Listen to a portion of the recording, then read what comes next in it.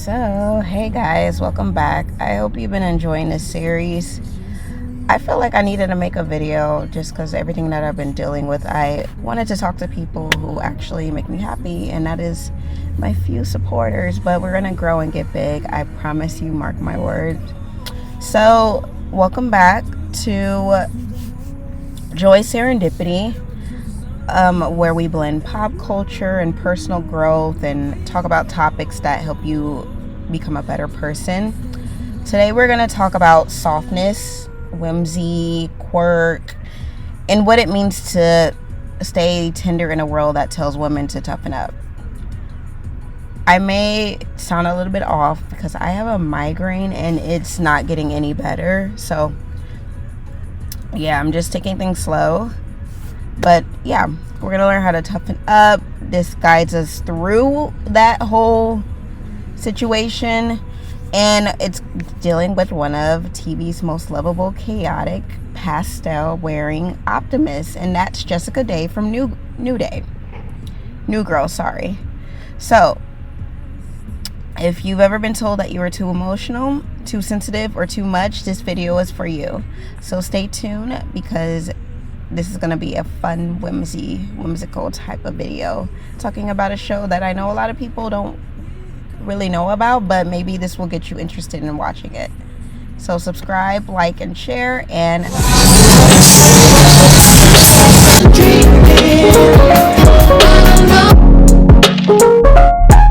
my outfits kind of match what movie I talk about. That's crazy. But anyway, moving on.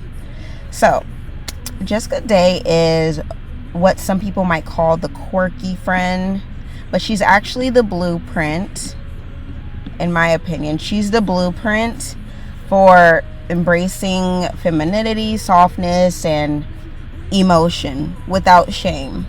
She wears bows in her hair. She cries at romantic movies. I know we can all relate to that. She sings to herself. I relate to that. She's herself and believes in second chances. While I may not always agree with that, I do think a lot of people deserve second chances in certain scenarios. But she's also independent, brilliant, and brave. Softness is not a weakness for her, and Jess taught us that in a world of sarcasm and apathy and over it energy, she was fully unapologetically herself, and that's what I like about her. I want you to think about a time you were told to tone it down, or what part of yourself did you hide to have to, be taken seriously. Jess didn't hide. She leaned in, and in doing so, she gave so many women permission to say, I can be emotional and awkward and powerful. I know in a lot of society, because we live in a patriarchy, women are like, they see being too emotional as a negative thing, but they also forget anger is an emotion, and that tends to happen with a lot of men. But yeah, there's nothing wrong with showing emotions. I actually think it's healthier to show emotions versus other stoic people. If you are able to show emotion, have empathy and sympathy, then I feel like you're a better human being. But that's just my opinion. Let's be real, the world isn't always kind to softness. You get hardened in the workplace, like I said. You get dismissed in dating. You get overlooked in leadership. But Jess navigates it differently. She sets boundaries with compassion. She leads her classroom with heart. And she doesn't abandon joy. She doesn't abandon joy even when things fall apart. There's someone watching. When her relationship ends, she moves into a loft with 3 chaotic men when she's jobless. She gets creative. She's humiliated. She laughs it off. And being soft isn't about avoiding pain. It's about meeting life with open arms when it hurts. And isn't that the bravest thing we can do? To stay tender in a world that tries to make us so callous? I know a lot of people are like, when they get their heart broken in relationships, they're like, I'm done with love. I'm just gonna, it doesn't feel like good people win in the end. And honestly, I feel like you shouldn't let a bad relationship turn you into the same person that hurt you. We already have enough terrible, toxic people in the world. Don't be that person that, like, why does my eyelash? Don't be that person that joins in and becomes a terrible person. We need good people in this world. Be emotional and decisive. Be feminine and assertive. Laugh through the awkward moments instead of shrinking. So let's talk about Cece and Jess.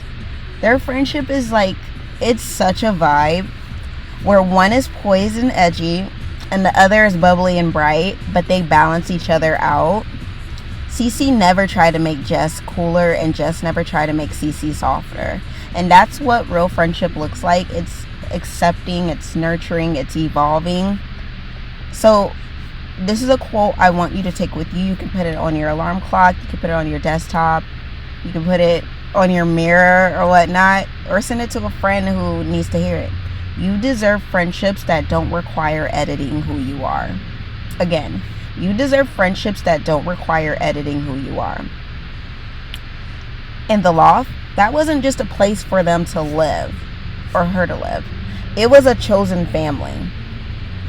Can anyone relate to having to create a chosen family? Yeah. These friends weren't perfect, but they showed up for birthdays, for breakdowns, for messy moves, and dance parties.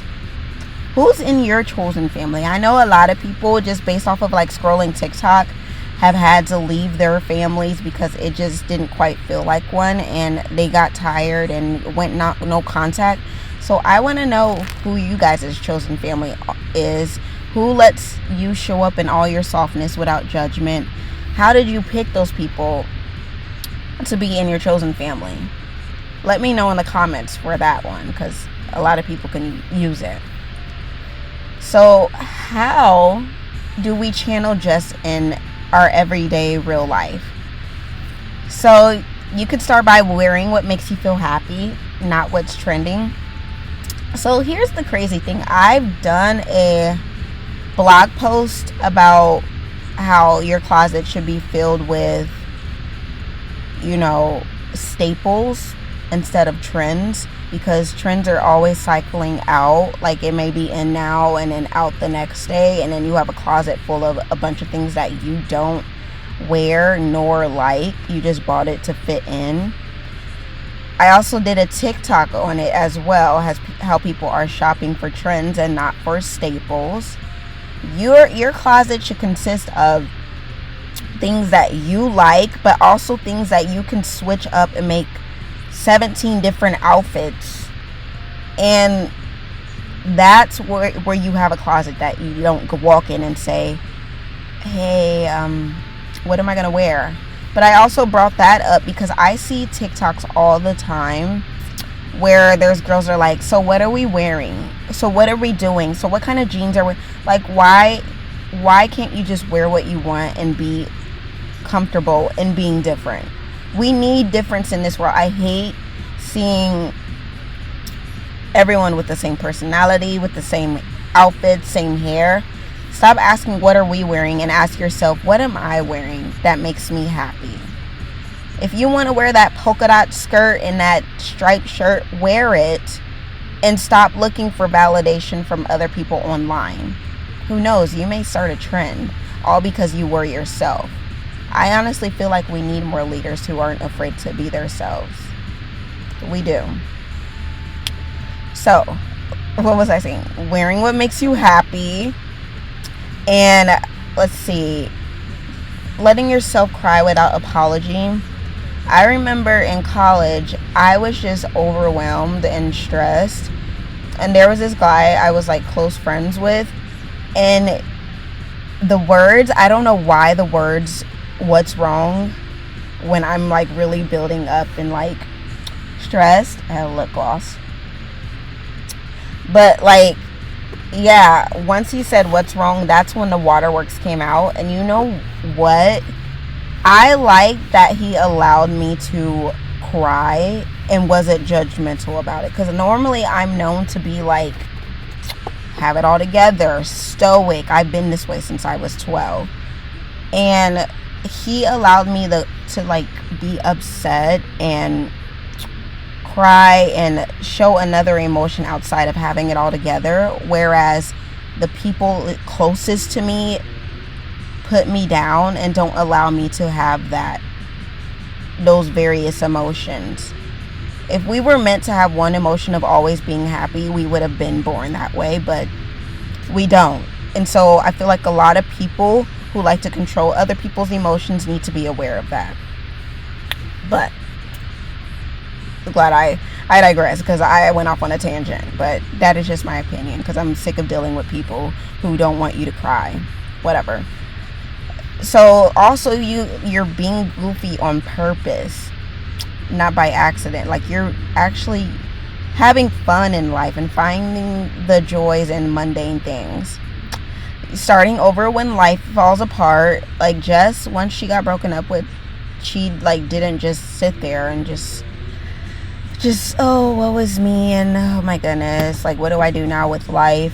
No, she actually like she's like, you know what, this is just a change in the plot. I'm gonna get up and I'm gonna move, because sitting here and just being emotional is not gonna get me anywhere. So yeah.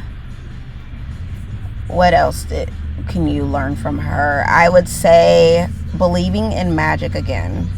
So being that optimist, like realizing that there is still happiness out there. There is still love. There is still joyous things that you should,